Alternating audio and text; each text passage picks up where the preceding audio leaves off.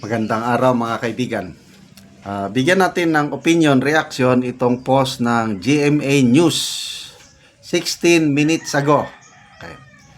Vice President Sara Duterte is on a personal trip to Australia and will be attending the Free Duterte Now rally on June 22 in Melbourne, according to her office via Giselle Umbay, GMA Integrated News. Okay, so pitsa 20 pa lang ngayon. So I don't know kung kailan alis, ngayon ba or bukas. Pitsa 22 yung gathering. Okay.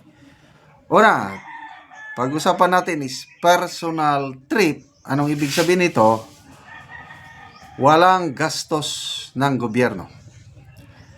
Hindi katulad sa presidente, kailan ba siya naglarga sa Osaka, Japan? That's an official trip. Ginagastusan ng taong bayan. So I hope clear yan kasi may mga nabasa kong comments na mga anti-Duterte hindi marunong mintindi personal trip at saka official trip.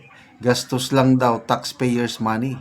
Kaya nga in-emphasize dito, ulitin ko, Vice President Sara Duterte is on a personal trip to Australia and will be attending the Free Duterte Now rally on June 22. So, makita nyo, to me, this is a very strategic or wise move ni VP Sara. Pabor sa kanya na nag-resign na siya as DepEd Secretary, wala na siyang responsibilidad sa cabinet. As Vice President, walang trabaho ang Vice President, kundi maghintay na may mangyari. Simba ko lang anak ko noon, sana walang mangyari. Maghintay na may mangyari sa Presidente, saka siya magtrabaho. Ganon po ang Vice President. Kaya yung iba dyan na bumabatikos na wala daw siyang ginagawa, ay ano nga ba naman ang trabaho ng Vice President? Spare tire ang ibig sabihin yan, Vice President. Nakalagay sa konstitusyon na kailangan natin ng Vice President. Bakit ko sinabing wise move, strategic? Kasi every time na magbiyahe siya, ano bang una? Okay. Una is Doha, Qatar. Mga 2 or 3 weeks ago. 2 weeks ago. Sinong kinausap niya doon? Mga OFWs. Then sa The Hague, Netherlands, nung birthday niya, nung May 31. OFWs na naman. June 12. Malaysia. OFWs na naman. Ito, June 22. Dahil rally, Filipino community, so OFWs ba yan? O mga Filipinos working in Australia, staying in Australia, basta Filipino community, nagmamahal kay Tatay Digong, i-meet na naman niya. So, to me,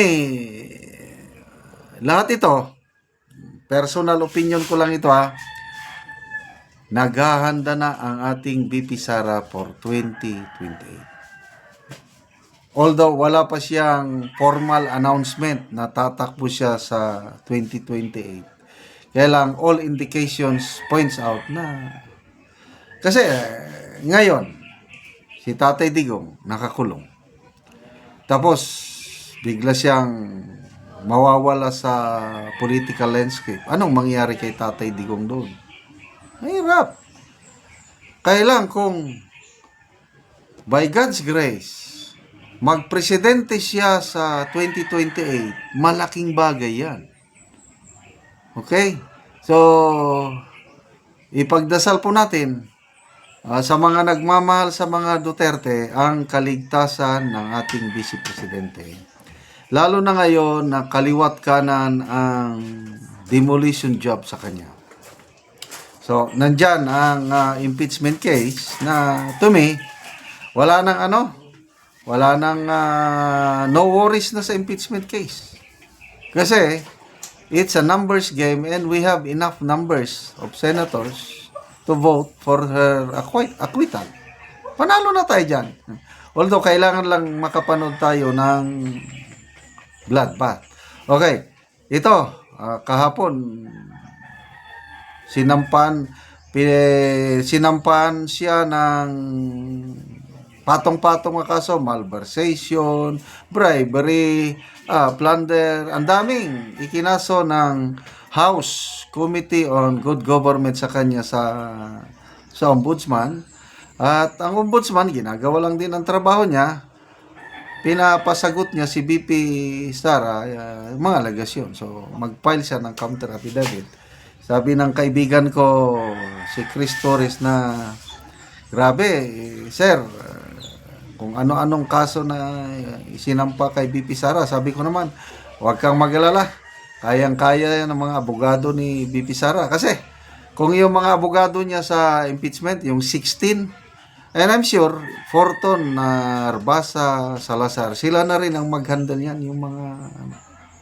Kaya nga ito, nakakabiyahe ang ating Vice Presidente. Kasi, yung mga legal battles niya, pinasakamay niya na sa mga abogadong di Campanilla. So, ayan, malusutan niya yung mga kaso na yan, malusutan niya, impeachment case, lusot na yan. Wala nang, sabi nga ni Senator-elect Marcoleta, hindi ko makalimutan yung pronouncement niya. Lentek lang ang walang ganti. Humanda na kayo, hindi nyo matatanggal sa pwesto si BP Sara. And I believe Senator-elect Marcoleta, pag sinabi niya, mangyayari yan. Okay, so sa mga OFWs natin, Filipino community sa Australia, maswerte kayo, masilayan nyo si BP Sara. Ako, ni minsan, yung mag-ama na yan, silang magkakapatid. Hindi ko pa nakita ng personal. Sana darating din panahon, nakapalitrato lang ako kay PRRD Standi nung nagpunta ako sa Davao mga 2 years ago.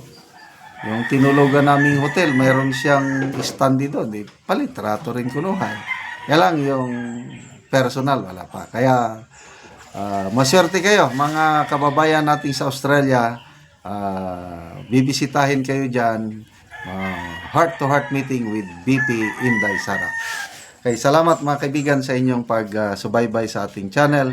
Nakakatulong kayo ng malaki sa tribong Talandig ng Bukidnon dahil ang income natin sa channel na ito is pantulong sa tribo. Namimigay tayo ng mga libreng yero at pako, housing materials para ang tribong Talandig makapatayo ng mas maayos na tirahan. Panoorin nyo ang video na ito. Na anak ko sa balay sa Balo ug ako isang bisitahon. Ayo, ante. Mayong buntag, ante. Mo na ni ang balay ni ante nga sako lang og silupin. Mo na ni ang iyang gipuy-an. So karon gubaon ni ang iyang balay kay magpatukod siya og bag-ong balay kay gitagaan na mo siya og gero. Mo na ni ang iyang mga sinina lang diri lang niya gibutang. Og sako lang ang iyang atok og isa lang ka gero. Kaya mga dinggin. Ay, lugar kaging balo lang, biyuda. Balo ni siya si auntie. Ug gibutangan lang og mga silupin. Muna ni siya. Muna ni ang gamiton nga amakan sa balay ni auntie nga iding. Di ang ada. Muna ni ang yero nga natag ni auntie. Mungupod ni ang amakan. Og karon mo na ni ang atop ni auntie nga gitangtang nga mga silupin lang in taon og sako. Ayos lang balay ngi.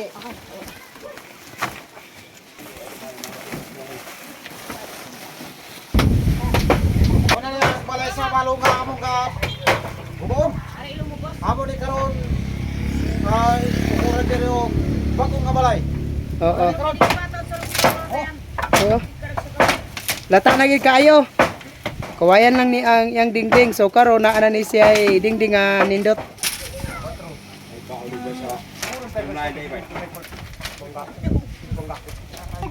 Ulo Nahulog na. Oh, Gayuan na gyud ang kwan. Balay. sa balo. Balay sa balo.